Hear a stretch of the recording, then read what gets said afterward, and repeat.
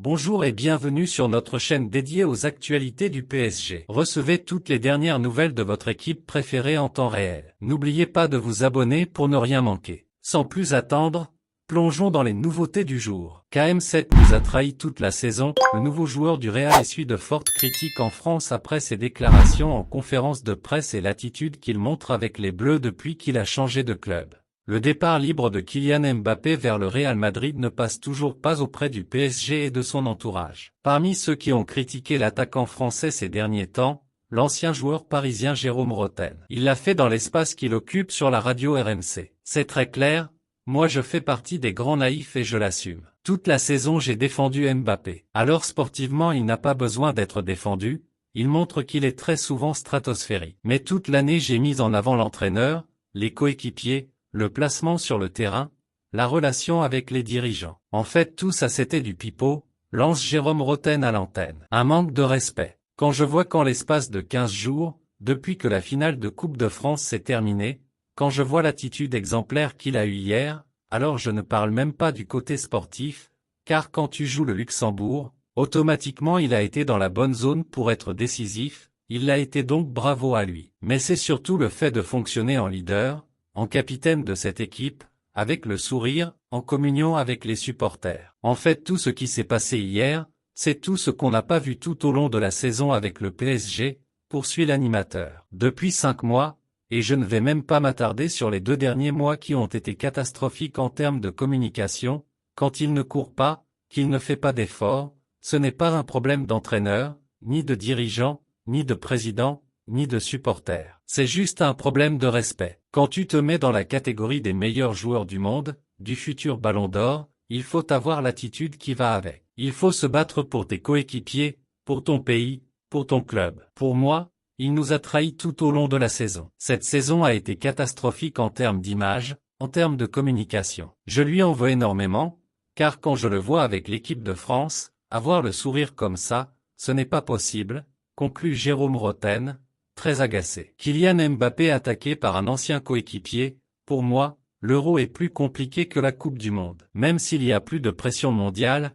ici toutes les équipes se connaissent parfaitement, nous jouons constamment les uns contre les autres. Emprunté à Kylian Mbappé, ces mots n'ont pas manqué de faire réagir la planète football alors que l'Euro 2024 débutera dans un peu plus d'une semaine outre-Rhin. Questionné sur la sortie du nouvel attaquant madrilène, Leandro Paredes, 29 ans, a en effet répliqué. Il a eu la chance de gagner une Coupe du Monde mais pas encore l'Euro. Nous avons soulevé la Copa América, la Finalissima et la Coupe du Monde. Nous savons à quel point c'est exigeant et difficile. Nous pensons à nos exploits. Chacun est libre de penser et dire ce qu'il veut ensuite, a ainsi lancé l'ancien coéquipier du Bondinois, champion du monde 2022 avec l'Albiceleste, dans des propos rapportés par des sports. Pour rappel, le milieu de l'AS Roma s'était déjà fendu d'une déclaration glaciale au sujet de l'ancien monégasque quelques jours après son départ du PSG. J'avais une relation avec ceux avec qui j'avais une relation, mais ceux avec qui je n'avais pas de relation, je ne peux pas vous en parler,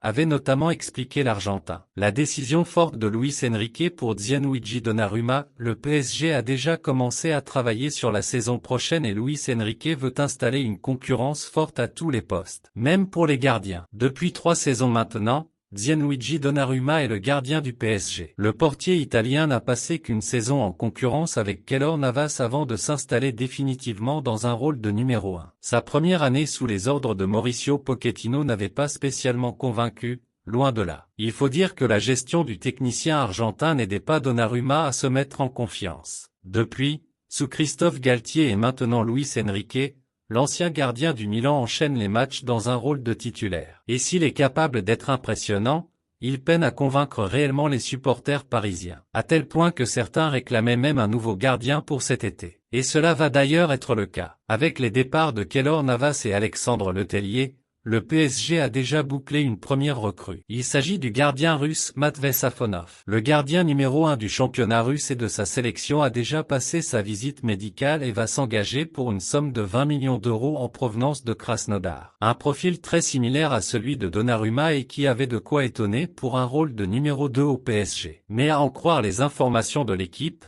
Luis Enrique se cache derrière ce choix. Donnarumma pourrait perdre sa place de numéro 1. Selon les informations du quotidien français, le coach espagnol a tout simplement décidé qu'il n'y aurait plus du tout de hiérarchie la saison prochaine. Pour faire simple, Donnarumma n'est plus le gardien numéro 1 du PSG. La direction a fait passer ce message à Donnarumma, Tona et Safonov avant la trêve internationale. Une décision qui a été peu appréciée par le portier italien qui n'a jamais caché se sentir mieux lorsqu'il connaissait une stabilité en tant que numéro 1. Mais voilà, ce n'est pas le souhait de sa direction. Et l'arrivée de Safonov, qui a des qualités similaires à Donnarumma, va dans ce sens. Pour convaincre le gardien russe de débarquer, le PSG ne lui a pas vendu un rôle de numéro 2. Et cette décision de Luis Enrique risque donc d'être très appréciée par Safonov. En revanche, Arnaud Tona, qui aurait de quoi se réjouir, ne semble pas non plus être enchanté. Selon l'équipe, l'ancien portier du Barça souhaite être prêté en Liga pour avoir du temps de jeu. Mais Luis Enrique aime beaucoup son profil et sa qualité de jeu au pied. Il souhaite s'appuyer sur lui et ne veut pas le laisser partir en prêt comme il le souhaite depuis plusieurs semaines. Le chantier du PSG au poste de gardien est lancé. Et Luis Enrique,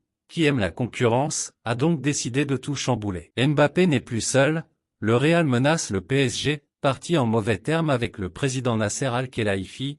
Kylian Mbappé reste en conflit avec le Paris Saint-Germain. Un désaccord financier oppose toujours les deux parties. Une bataille juridique qui pourrait bientôt compter un nouvel acteur, à savoir le Real Madrid. Ce n'est pas tout à fait terminé entre le Paris Saint-Germain et Kylian Mbappé. Le contrat, l'attaquant français s'apprête à rejoindre librement le Real Madrid. L'échange avec le club francilien risque de se poursuivre pendant un moment. Pas question du désaccord financier qui les oppose, et qui a incité la direction parisienne à retenir son salaire et sa prime. Ce mystérieux accord passé l'été dernier pour la réintégration du joueur. Que ces récentes déclarations n'arrangeront rien. Match amical contre le Luxembourg, 3-0, mercredi, Kylian Mbappé, sans le citer, a clairement vidé son sac sur le président Nasser Al-Khelaifi. Provoqué la colère du Paris Saint-Germain dont une source interne a dénoncé un comportement irrespectueux de la part du futur merengue. Contexte, les avocats de l'international tricolore n'auront pas la tâche facile. Ils pourront néanmoins compter sur une aide extérieure.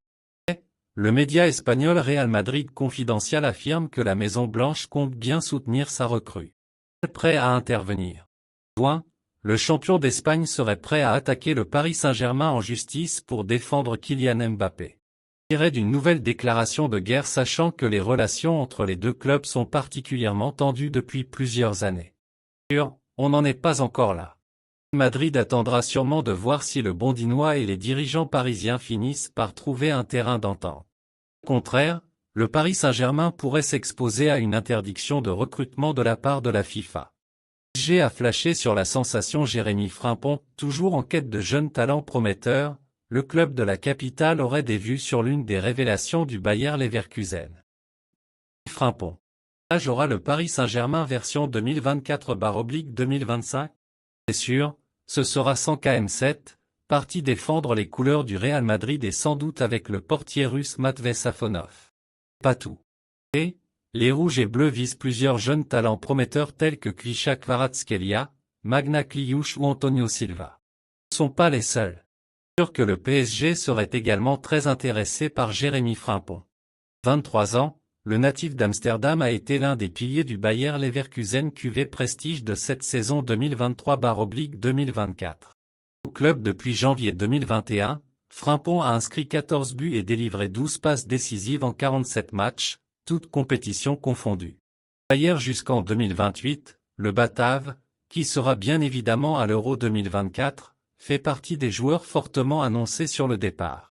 Ailier qu'un latéral. Dans le viseur de plusieurs cadors européens tels que le Real Madrid, Arsenal, Manchester City ou encore le Bayern Munich, Frimpong disposerait d'une clause de vente de 40 millions d'euros. Formation qui n'a toutefois jamais été confirmée par le Bayer. Et Frimpong pour le poste de latéral droit aurait fière allure et imposerait à Achraf Hakimi une forte concurrence. Si le Batave a brillé avec le Bayer, c'est dans un cadre bien précis, comme nous l'a confié notre collègue de Fußball Transfer Tristan Berner. Rapide, surtout dans ses premiers appuis. Très offensif. Système d'Alonso, il était plus un ailier qu'un défenseur droit. Problème avec les joueurs physiquement forts qui peuvent égaler sa vitesse. Et en défense. C'est un joueur qui doit jouer dans un système avec 3 défenseurs et 2 ailiers. Faible défensivement pour jouer dans une défense à 4 contre 1, c'est un monstre sauf contre les grands défenseurs rapides. Compris, si l'intérêt du PSG se confirme, il faudra soit changer de système, soit l'utiliser comme un ailier. PSG active un plan B à 100 M €. Enrique l'avait clairement indiqué en conférence de presse en fin de saison, il veut voir des renforts débarquer à tous les postes cet été. Le joueur espagnol verra en plus son équipe évoluer sans Kylian Mbappé la saison prochaine et voudra donc la solidifier autant que possible. Les Franciliens sont sur les traces de Leny Yoro, la piste menant à Antonio Silva pourrait être suivie en cas d'échec pour le Français. Plusieurs noms offensifs venus d'Italie sont régulièrement associés au PSG pour remplacer Kylian Mbappé. Les dirigeants parisiens se penchent également sur les autres secteurs qui seront renforcés durant les prochaines semaines. Annoncé au Parc des Princes, Leny Yoro semble pour le moment assez loin de la capitale, bien que peu d'informations ne fuitent sur le dossier. Échec avec le joueur de 18 ans, les Parisiens auraient déjà tout prévu. Silva serait également sur les tablettes des champions de France. Concurrence pour Yoro, si Leny Yoro est annoncé dans le viseur du PSG depuis plusieurs semaines, le défenseur central du LOSC est également dans celui du Real Madrid. L'information n'a fuité concernant de potentielles négociations avec les Méringués ou les Franciliens, mais le natif de Saint-Maurice a été aperçu à Wembley pour assister à la finale de la Ligue des Champions remportée par la Maison Blanche. Indice, mais qui ne fait pas pencher la balance en faveur des pensionnaires du Parc des Princes. Silva en cas d'échec. Les informations de l'équipe, le PSG aurait coché le nom d'Antonio Silva en cas d'échec dans le dossier Leny Yoro. Notamment Luis Campos qui serait particulièrement fan du défenseur central de Benfica. PSG, il faudra mettre la main à la poche. Libératoire s'élèverait à 100 M €. D'avoir regardé notre vidéo. N'hésitez pas à laisser un commentaire et à partager vos impressions. On se retrouve très bientôt pour une nouvelle vidéo. Chaîne.